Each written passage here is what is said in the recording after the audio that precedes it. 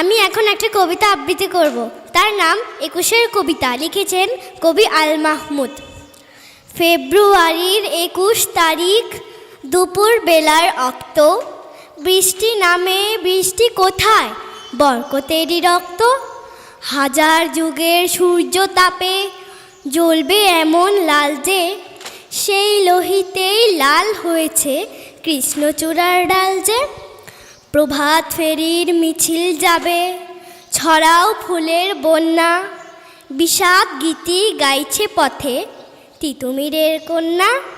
চিনতে নাকি সোনার ছেলে ক্ষুদিরামকে চিনতে, রুদ্ধশ্বাসে প্রাণ দিল যে মুক্ত বাতাস কিনতে।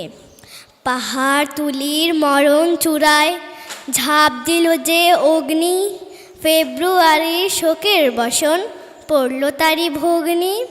প্রভাত ফেরি প্রভাত ফেরি আমায় নেবে সঙ্গে, বাংলা আমার বচন, আমি জন্মেছি এই বঙ্গে। ধন্যবাদ।